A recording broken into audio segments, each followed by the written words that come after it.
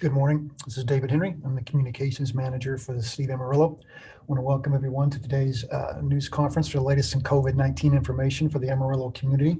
Let me go ahead and introduce who is on our panel today. We're joined by Amarillo Mayor Ginger Nelson, City of Amarillo Public Health Director Casey Stoughton, Dr. Scott Milton, Public Health Authority, Texas State University Health Sciences Center, Dr. Brian Weiss, Chief Medical Officer for Northwest Texas Hospital, Dr. Michael Emmentier, Chief Medical Officer for BSA, and Dr. Rodney Gonzalez, Director of the Amarillo VA. We're going to open it up to statements from our panel, and then we'll take questions from our media members who are in attendance. We'll start with Amarillo Mayor Ginger Nelson. Mayor, how are you this morning? I'm well, Dave. Thank you. And hello, Amarillo. Well, I want to start with just a little bit of economic data about where Amarillo is and where the Panhandle is, because certainly COVID has affected our economy. I'm proud to say that we seem to be rebounding quite well. Activity like large projects, new projects that are coming online. Amazon Distribution Center is under construction. The Texas Tech Vet School is under construction. But recently this week, we were named the top in the state for the unemployment, but our records and data are showing that 2/3 of every Amarilloan who lost their job due to COVID have already a new job or their old job. So it's a good statistic for us.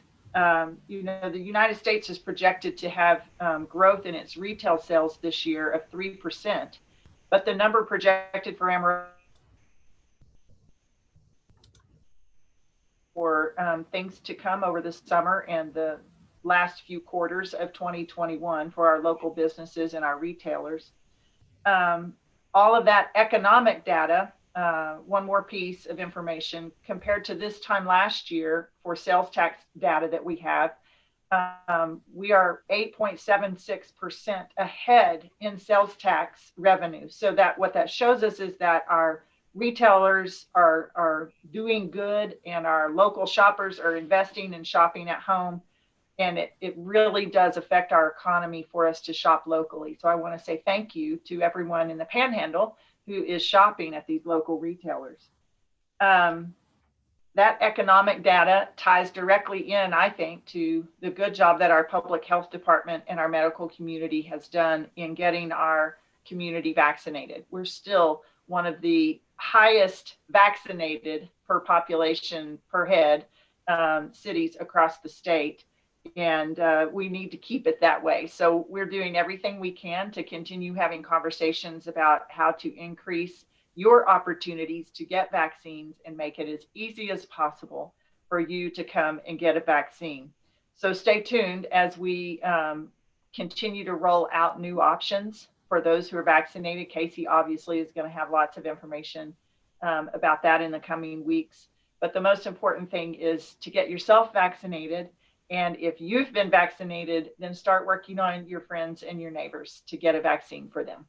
Thank you, Dave. That's all I have this morning. Thank you, Mayor. Let's now go to Casey Stoughton, Public Health Director for the City of Amarillo. Casey, how are you? I'm well, Dave. Thanks. Happy to be here this morning. Happy to be in the city of Amarillo. It's a great, great community. As of yesterday, there were a total of 33,598 total cases of COVID-19 in Potter and Randall counties, 17,150 cases in Potter County, and 16,448 cases in Randall County. We have a total of 32,675 recoveries, and we're up to 715 deaths here in our community. That leaves us with 208 active cases. The 7-day rolling positivity rate is currently at 3%. That's up from 2% last week. The positivity rate at the drive-through testing site is at 10%, and the 5-day new case average is at 19 new cases per day. Yesterday, our GA34's hospitalization percentage was at 4.19%, and that means that 4.19% of all hospitalized patients have COVID-19. We're currently in status level yellow. The public health drive-through testing site remains operational. Individuals can call 378-6300 to be screened and directed to the test site. The vaccination clinic is also operational at the Amarillo Civic Center's entrance 3. Today, we will be open until 5 o'clock. For clinic times and other great information about vaccines and COVID-19, please check out AmarilloAlerts.com. All adults are eligible for the COVID-19 vaccine. That is great. We are very excited to be able to vaccinate all adults.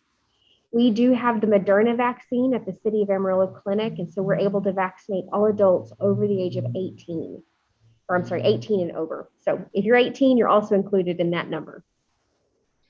To date, Amarillo Public Health has given 68,227 first doses and 42,342 second doses for a total of 110,569 doses given. It's a lot of vaccine. If you need transportation to either the drive-through testing site or the vaccination clinic, please call Transit at 378-3095, and that's the City of Amarillo Transit Department. They have really done an outstanding job during this time of need. We couldn't appreciate them more. We've truly come a long way. We've worked hard together as a community, and I listened to a talk this week given by the director of the CDC who warned that we're not out of the woods yet.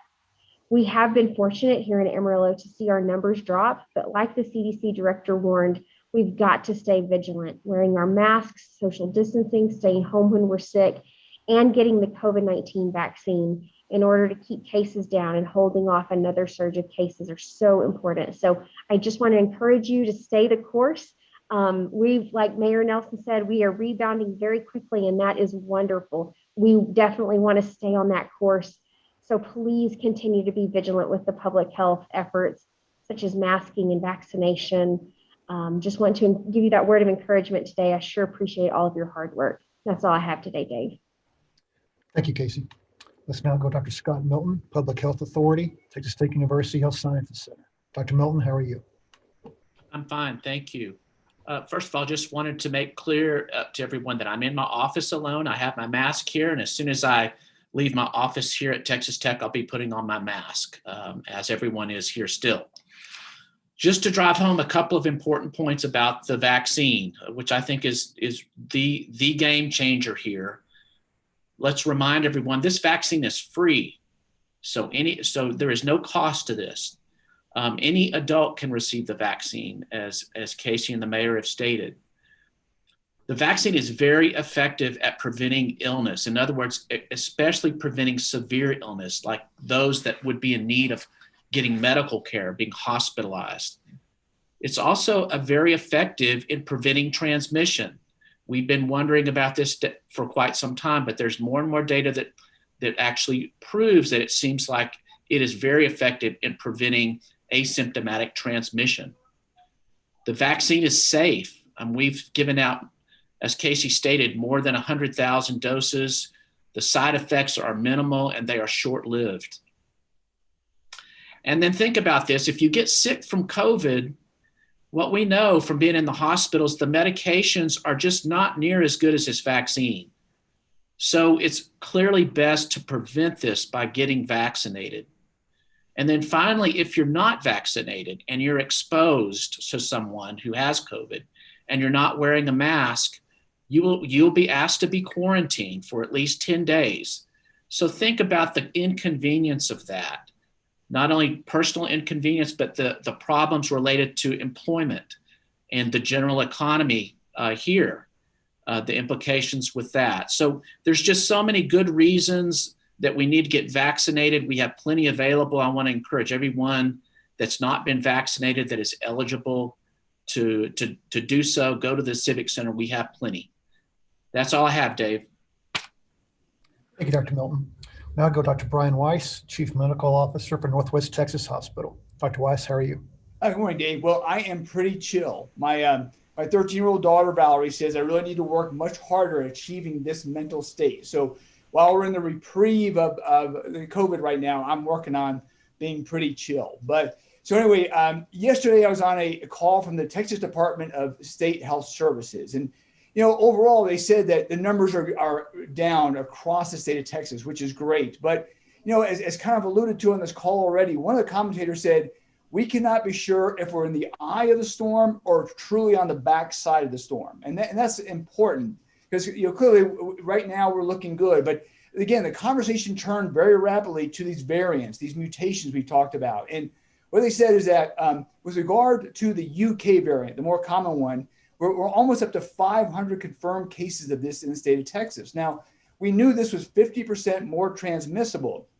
Problem is, now the data shows that it's 67% more fatal than the wild type, meaning that for every 3 deaths from the original COVID-19, this UK variant would result in 5 deaths. So this is the big threat on the horizon. Now, there's also a South African variant. I believe we've had 2 confirmed cases in Texas. And then the latest kid on the block is this Brazilian variant. And what they said in Brazil, this variant took part of that country from 1,700 hospitalizations to over 7,000 hospitalizations in a matter of weeks, and actually caused a collapse of the public health system there. So this one now is also yet another threat that we have to consider. So, I think in terms of the vaccines, again, the more I hear about these vaccines, the better. I mean, these are just marvelous accomplishments of science. And as Dr. Milton alluded to, there's data now. There was a study that looked at 4,000 people who got the vaccine. What they showed is if you got both of the Pfizer or Moderna vaccines, you had less than 1 in 10 chance of being an asymptomatic carrier of this virus. If you only got one of the vaccines, at least 14 days after that, you had less than a 1 in 5 chance of being an asymptomatic carrier. So what's telling us is that you just cannot get this virus if you got those vaccines. So again, all the more important why we need to all work on trying to get ourselves vaccinated. Now the vaccines are shown to be safe in pregnancy. And they're even showing that the mother can transmit some of protective antibodies to the unborn infant. So that's very exciting. I think you're going to see a big push on trying to get women who are expecting vaccinated. The last thing that came up on the call was the antibody testing. Now, I know I have gotten personally several calls from people that said, I got both vaccines, and then someone tested my antibodies and told me I don't have any antibodies. And this has been rather confusing. So what we know now is the majority of antibody tests that are being done are tests for an antibody against the nucleocapsid of the virus. That's the inner part of the virus. Well, the vaccines are generating antibodies against the spike protein, which is the outside of the virus. So we're looking for the wrong antibodies. So only certain antibody tests will detect the vaccine-generated antibodies.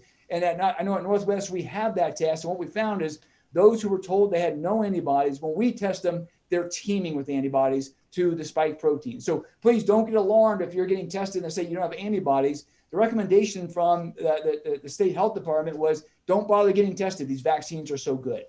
So let's talk about the numbers at Northwest. So right now we have 13 positives in the hospital. That's 2.6% of our licensed beds. Now we still have yet to be able to drop below double digits, but we've been approaching that.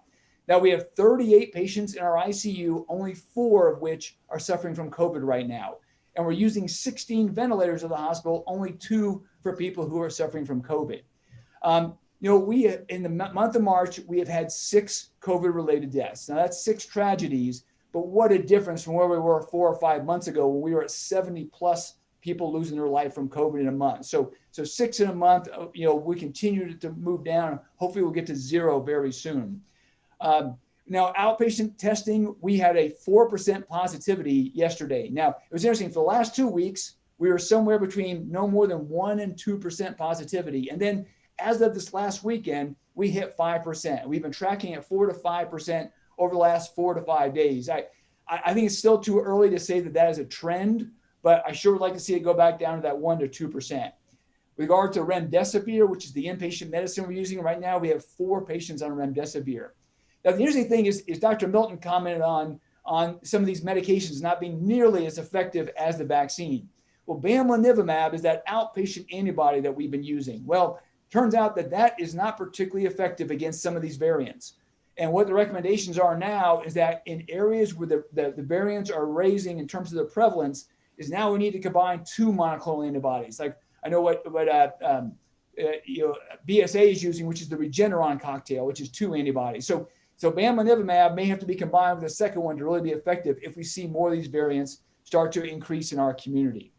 Lastly, in terms of our staff, now So the RAC is going to demobilize all the visiting staff pretty much by the end of April. So I know certainly we are working on stabilizing our employed nursing staff and respiratory therapists, as is BSA and most other facilities. But end of April, we anticipate probably having most of the visiting staff leave.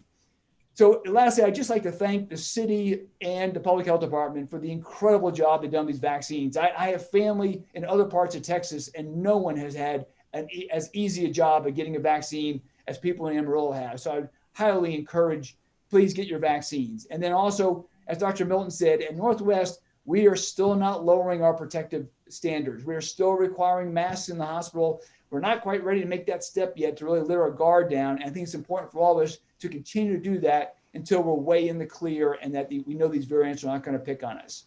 That's all I have for today. Thank you. Thank you, Dr. Weiss. Let's now go to Dr. Michael Lamentier, Chief Medical Officer for BSA. Dr. Lamentier, how are you? I'm good, David. Thank you, and good morning, Amarillo. And I think that it's a good period for us right now in terms of being in a much different place than we were back in early November. We actually have our surveyors here today that do our yearly and annual accreditation. That's the DNV organization, and part of our required discussion with that group is to talk about what we did for the COVID pandemic. And we went through from start to finish, kind of told our story about COVID-19 and how it affected our hospital and what we did with PPE, what we did with quarantines. And we talked extensively about the collaboration that we had in the city of Amarillo. BSA, along with Northwest Texas Hospital leadership, myself and Dr. Weiss, not just on these meetings, but on multiple calls a week about different topics. The public health leaders, Dr. Milton and Casey, our mayor, Mayor Nelson and her team, and how really we all stepped up and have collaborated, and how impressed they were during our early meetings this morning when we told our story about how that led to the best care for our patients and the best outcomes for our city. So I think that's important to mention today. I also want to mention today that yesterday was National Doctors Day. And I think that we all would echo what I'm about to say, which is that we want to thank all of our doctors over the past year and into 21 as well for all of the hard work that they've done to take care of COVID patients and other non-COVID patients over the past year during extenuating circumstances where they were working excessive hours, excessive shifts, seeing excessive numbers of patients beyond their norm in order to cover their comrades, to take care of very sick patients, and to make sure that no one went unseen and uncared for. So if you see a physician or you have one in your family over the next week, please thank them once again.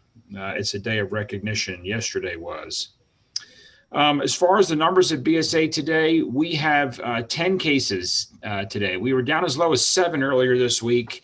We're hovering in that kind of 7 to 12 range as far as inpatients. Only 3 of those are in our intensive care unit, and only 2 of those are on the ventilator currently. Very different than where we were previously. We're only using about 12 ventilators right now, and we're using very little of our high flow nasal cannula oxygen apparatus because, again, we don't have that need at this time, but we're prepared for another surge if one comes. We have very few staff that are quarantined. Those staff that are quarantined, almost 100% are individuals who have not been vaccinated, or they may have been early in their course and only had 1 vaccine and therefore are not fully protected, and we've had to quarantine with an exposure, not because they are significantly ill. And that is a significant improvement from where we were. That's almost now with 300 inpatients at BSA, very few staff members quarantined, which is critical because, as Dr. Weiss mentioned, we're now in that demobilization phase of the RAC support staff, nursing and respiratory therapists that are leaving our facility in a step down fashion, which is expected at this time because the demand is no longer there. I think it's important for us to talk about a couple things. I think Drs. Milton and Weiss and I all read the same articles this past week regarding more data on vaccinations, but I'll say the data a little differently, but it's the same study I think Dr. Weiss mentioned, and that is that They looked actually beyond the phase 3 trials, which already showed good data as far as efficacy of the vaccines. This was a study in healthcare workers that looked at those who were vaccinated and post-vaccination from mid-December through mid-March. For individuals who had 2 doses of the messenger RNA vaccines, the vaccine was 90% effective in preventing infection, 80% effective after 1 dose. And again, that's consistent with the numbers Dr. Weiss mentioned. And for those that became infected, for 60% of them, 60%, they only knew that they were infected because they were doing serial testing throughout this trial to confirm if they got infected post-vaccination, meaning they had no symptoms, which means that even if the vaccine doesn't prevent you, one of these vaccines doesn't prevent you from getting infected, you're not going to have a significant infection in almost every case. You're going to have mild disease, which will not lead to this fulminant COVID presentation, which unfortunately has caused hundreds of individuals in our counties here over the past year to succumb to the illness, both those with and some of those without comorbidities, which we must also remember. So there's more and more data about the efficacy of the vaccines, the safety of the vaccines. Also, there's ongoing data, the reduced risk of transmission of the virus. And I'm also hearing additional details that we probably all are on this panel about concerns from folks about infertility with the vaccine. And I'm not sure where that's coming from, but there is no data to support that that is the case. And please be careful about the sources where you're getting some of these comments about what potential side effects exist with these vaccines. There is no data to support that. And we just need to underscore what the risks are for those that get severe infection. Monoclonal antibodies, Dr. Weiss mentioned, because of the variant disease, yes, it is a concern now. And we talked in our system last week about the concern with giving sole bamlanivimab as a monoclonal, and we are going to be aborting that practice effective immediately.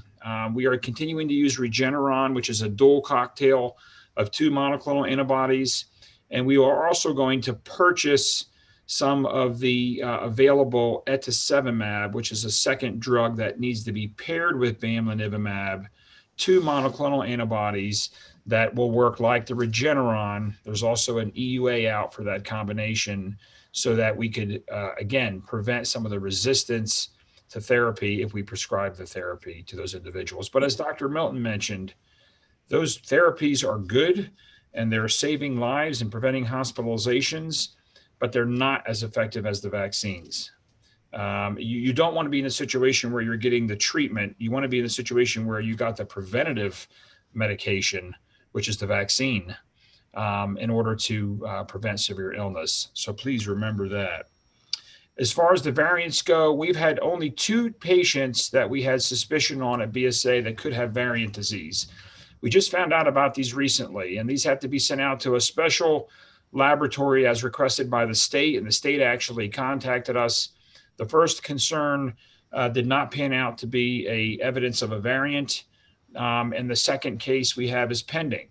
This is not a shock. This is not a surprise. Dr. Weiss mentioned the number of cases that have been documented in Texas. The variants are probably already here. We are going to at one point say that we have a certain percentage of them, and your best defense is vaccination.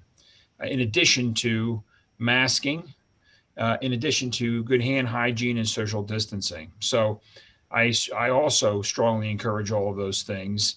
And again, we will keep you updated in terms of where we stand with our latest statistics. But at this time, we are in a much better state, certainly, I think, because of multiple factors.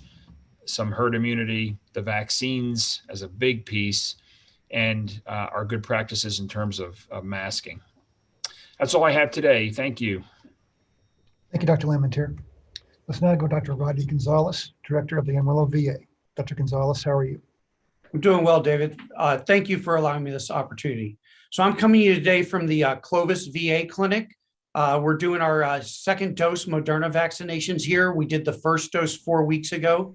And of course, we've got some additional Moderna and some of our Johnson & Johnson vaccine for veterans that want to be vaccinated.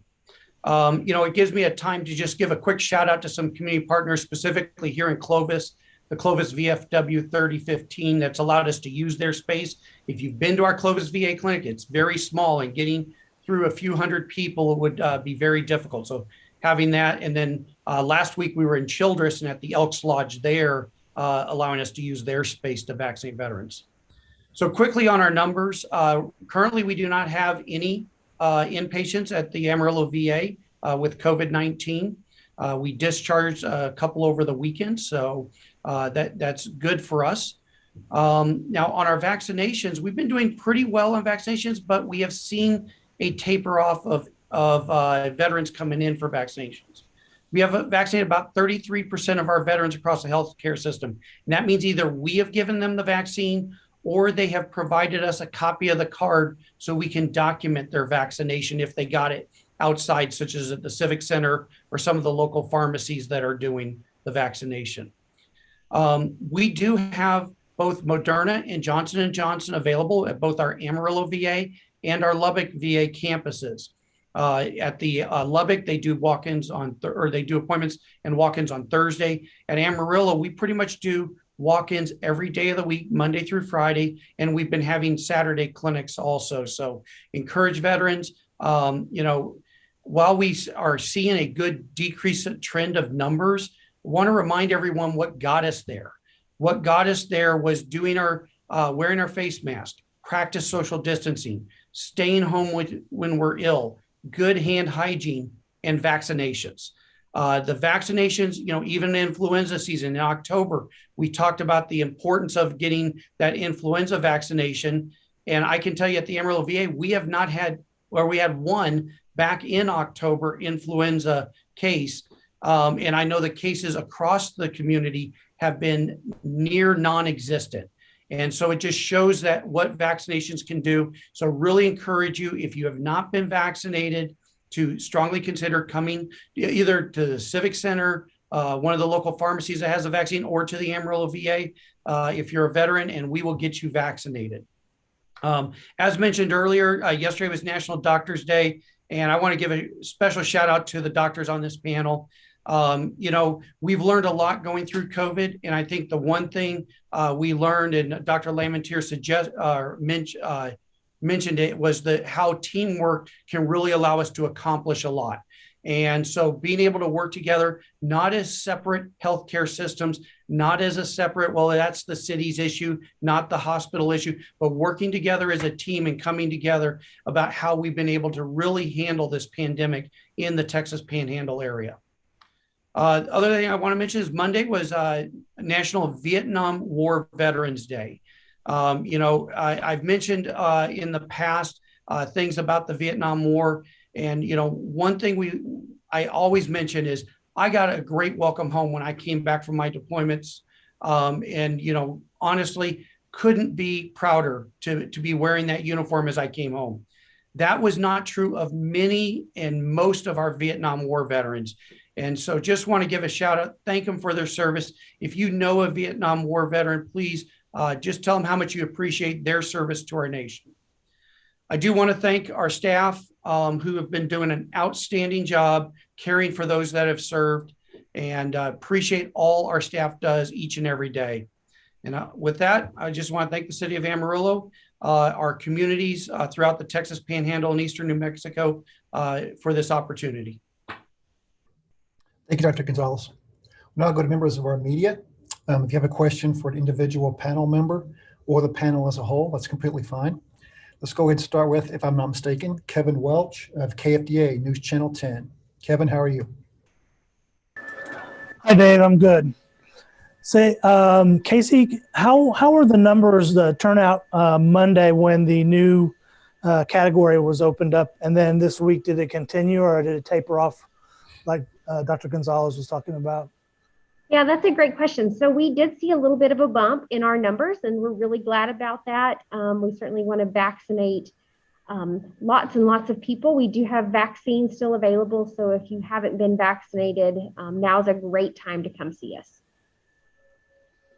Okay. And speaking of that, are there any trends about what time of day that people are showing up at the clinic? I know driving by at lunchtime, the parking lot's like vacant.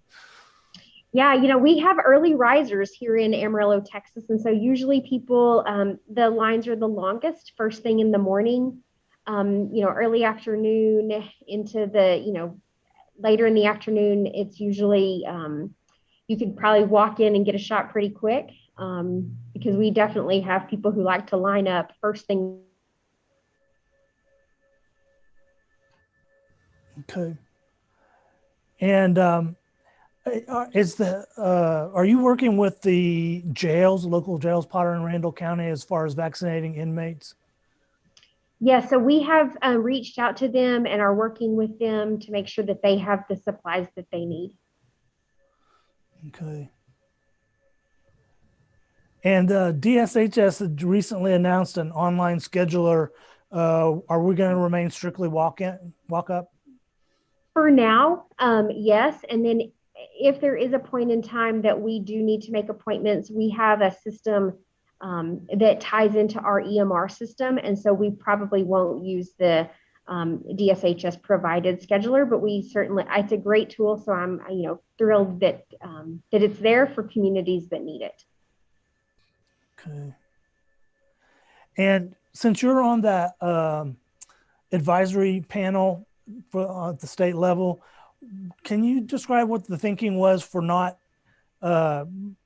vaccinating prison inmates as the different rollout phases came along? So I think that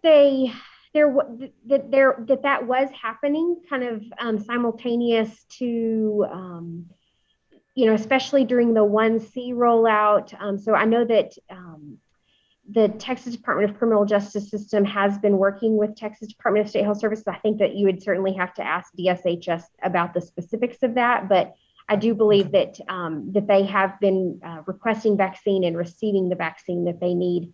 When I talked to the Clements unit last week, they said that they had been receiving the vaccine that they needed. So for more specific details, I think that DSHS would be the best source. Okay.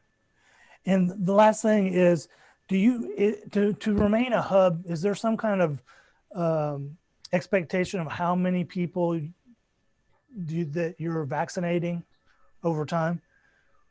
Yeah, it's, we need to keep, certainly, keep our numbers up. And so we definitely need help from our community to do that. We need to, see numbers, but it's, 1,000 to 2,000 people. And I think it may be, I don't remember if it's a day or a week.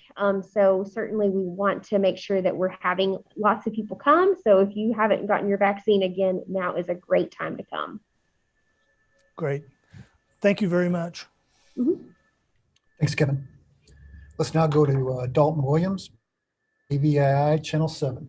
Dalton, how are you today? I'm good. Thank you all for having me. My first question is, Casey, I know you had spouted out the numbers earlier. Do we know off the top of your head or just anywhere what percentage of the city has been vaccinated so far? Yeah, I did that math just the other day. So around 30% of the adult population has been vaccinated here for the greater Potter Randall County area. So not specific to the city, but just, Potter and Randall counties, around 30% of the adult population. So that's great. And we're certainly making great strides. We need, again, just that call for people to be vaccinated.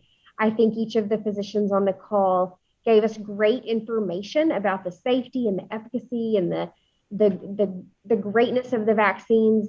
Vaccines have been one of the things that have saved so many lives over the last couple of generations, that we don't see the diseases like polio and diphtheria and many other diseases that vaccines that we have vaccines for. And so this is just another one of those vaccines that's saving so many lives. And so just another call for people to be vaccinated is what we have today. Right. And then I believe, if I'm not mistaken, it takes 80% of this population to reach herd immunity. Any of the doctors can probably correct me on that.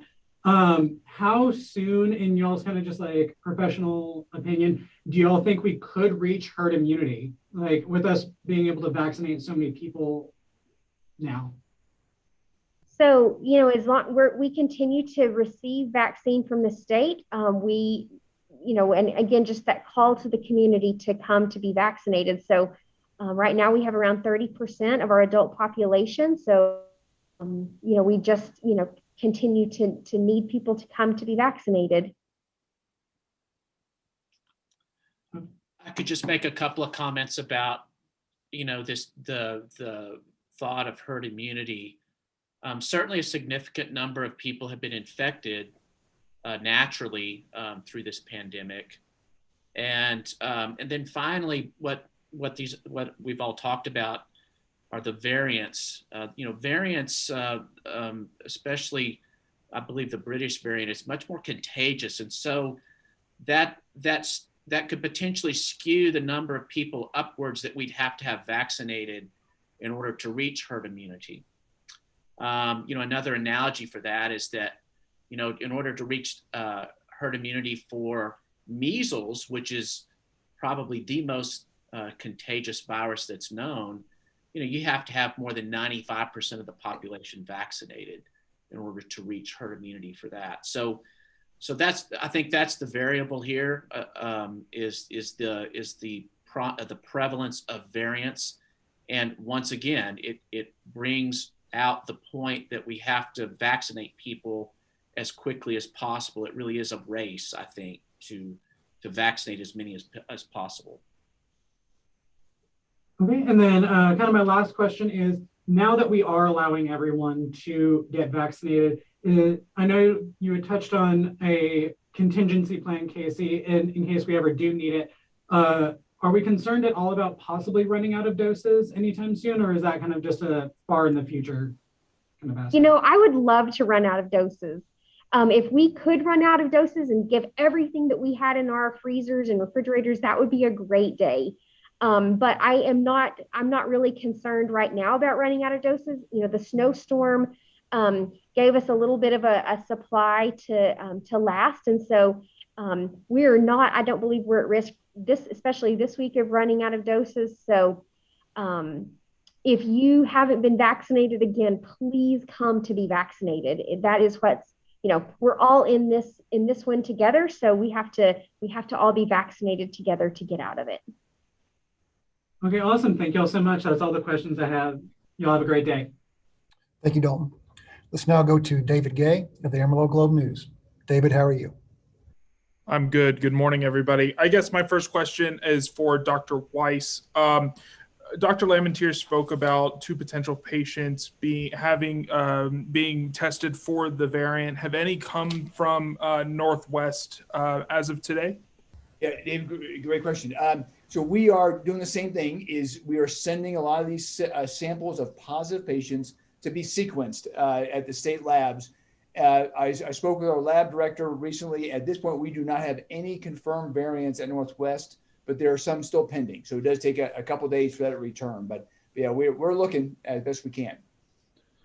Absolutely, absolutely. And I guess another question for you, Dr. Weiss. So you spoke about the monoclonal antibody, especially with the potential with this variant with the BAM infusion not necessarily being as strong.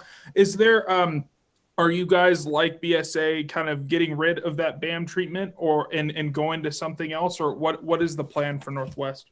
Yeah. So one caveat, which is tricky, because what they said, in areas of high prevalence of the variants, then we become more concerned that these antibodies are not going to work. Now, as far as I know, we're not quite there yet. And I was talking to my head pharmacist today, the director, about, okay, do we still offer as a monotherapy? But what we would do is we're going to do similar to what BSA is doing, which is order the second antibody that goes with it. So that, as we start to become more concerned about these variants being in the community, we can add that second antibody and give a cocktail, just like BSA has been doing. So we're kind of on the same page there.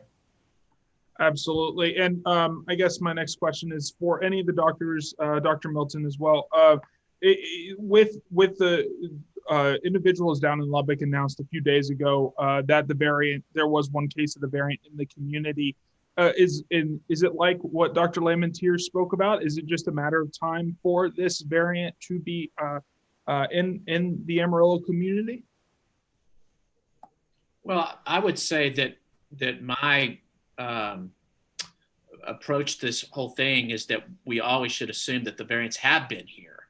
The testing, I think the testing for the prevalence of the variants is a little bit better now than it was when we first recognized that this was a problem. So we couldn't screen as well initially. It sounds like this is a little bit better now. But I think that it's very likely that we've had variants here for a while. I'm just really grateful that we've been able to vaccinate as many people as we have, because I think that's helped us. I don't know if any of the other doctors have any comment about that.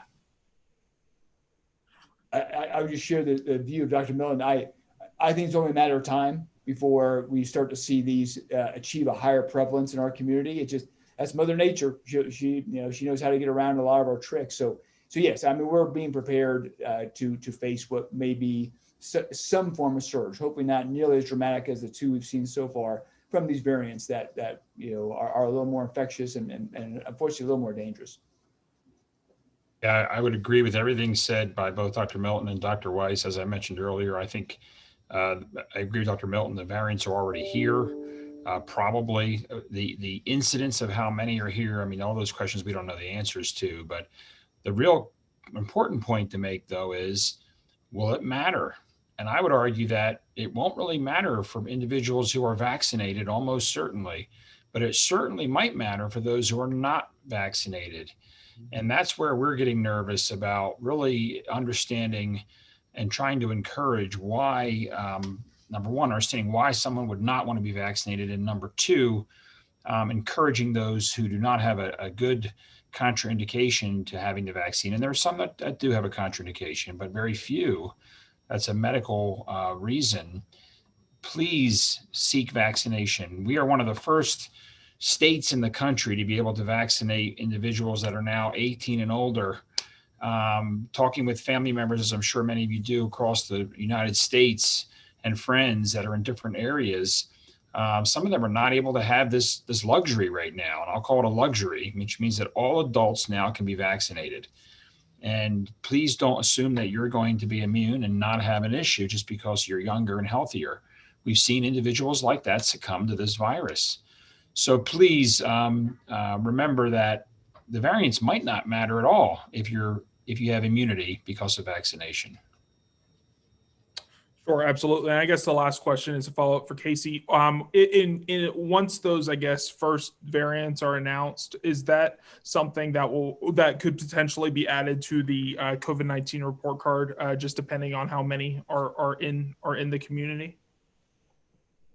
Certainly something that we'll look at. It is the sequencing, like has been talked about, takes time, and not every specimen is sequenced. And so there'll be some conversation around that. We certainly want to make sure that the public has all of the information that they need and want, but also that we're giving accurate information. So certainly more to come on that.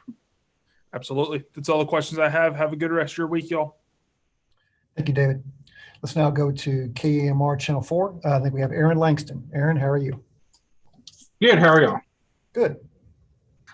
First question is, since we've had a fair number of people from outside the Texas Panhandle coming in to get vaccines, and the fact that we are one of the first states in the country to offer the vaccine to everybody, have we seen an increase in the number of people this week coming in that fall under the 1C category compared to what we've seen in the past?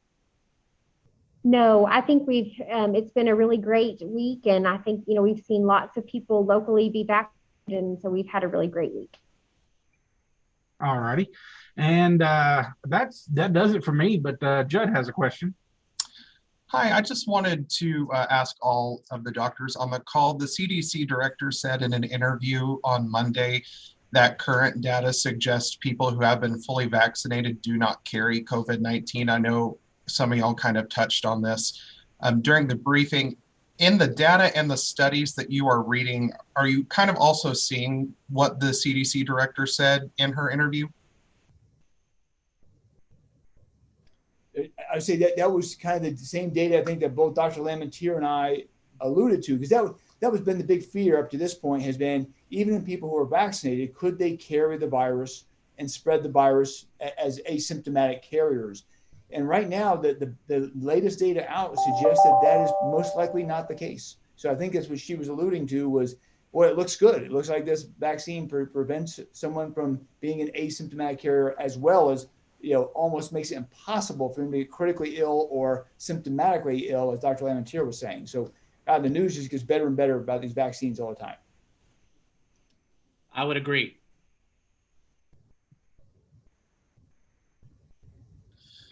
Okay, thank you. And then I have one second question. Pfizer announced today that its COVID-19 vaccine is safe and strongly protective in kids as young as 12.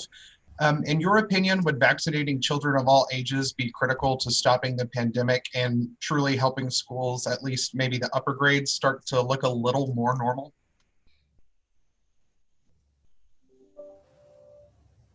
I think so. And I think that, as soon as the EUA and the guidance, the licensure changes, then we'll be, able to make those changes along with it, with the vaccines. All righty. I think that has us covered. Thank you all very much. Thank you, gentlemen. At this time, this concludes our news conference for the latest in COVID-19 information for the community. I want to thank all of our panel members who took the time to join us today. Thank you for your expertise and your knowledge in the subject. We'll be doing one again next week, next Wednesday, 11 a.m. We will send out information to the media on that as soon as possible. Once again, this is David Henry. I'm the Communications Manager for the City of Marilla, and I want to thank everyone for joining us.